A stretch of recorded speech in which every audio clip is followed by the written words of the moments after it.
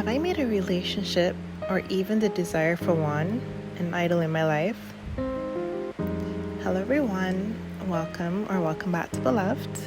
I'm Cherise Rochelle, and today we are looking at idolatry. When we think of idols, we might imagine golden statues or ancient rituals, but idols today look far more subtle.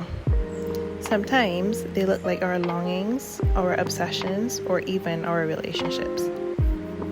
And if you've ever carried father wounds, gaps left by absence, inconsistency, or brokenness, you may know what it's like to try and fill that void with people, attention, or love that was never meant to take God's place. This episode is about recognizing when our desires become idols and how healing allows us to put God back at the center. So what does idolatry look like today? Idolatry isn't just bowing to carved images. It's when anything takes God's rightful place in our heart. It's when your worth, your joy, or your peace depends on something or someone other than Him. For many, with father wounds, that idol becomes the desire for marriage at any cost, the obsession with one particular person's love or approval, or even the need to be chosen in order to feel whole. Idolatry asks, if I don't have this thing, will I still believe that I'm loved, worthy, and complete in God? So, what is the link between father wounds and idolatry? While a father's absence can create an ache for security, affirmation, protection, and love, and when those needs go unmet, we might be tempted to seek substitutes. Without healing, it's easy to make a relationship or even the idea of one an idol because it feels like the answer to our deepest lack. But idols always disappoint because they cannot carry the weight of being your source. So how do we differentiate between idolatry and obsession? Obsession is fixating on something or someone until it dominates your time and your thoughts, whereas idolatry is when that obsession displaces God as your ultimate pursuit. For example, you want marriage, which isn't wrong. You become obsessed, which means your peace rises and falls with this desire, and then it becomes an idol, where that means that your identity now depends on it. So here are a few signs that a desire may have become an idol.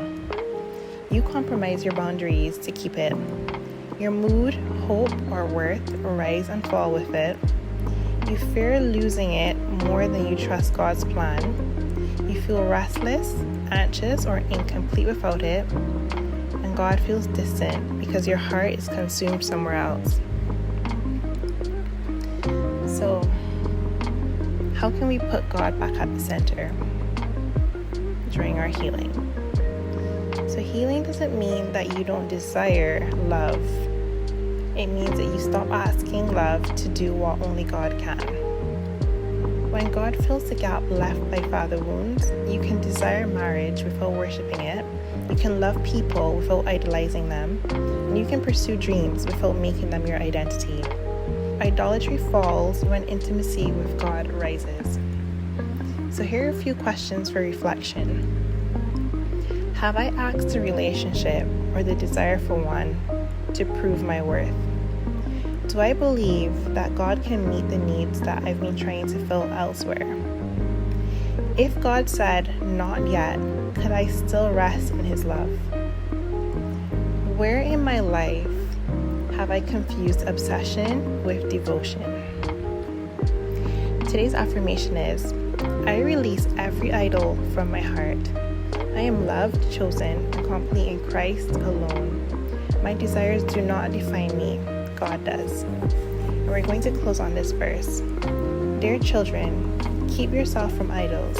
That is taken from 1 John chapter 5, verse 21.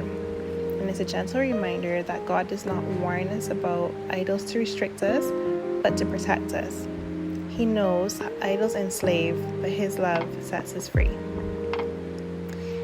Thank you for spending time with me today. If this episode spoke to you, I'd love for you to share it with a friend or or someone you know who might need this reminder as well. That's all for today. As always, remember that you are already loved, already chosen, and already complete. And until next time, stay rooted in truth, wrapped in grace, and never forget, you are beloved.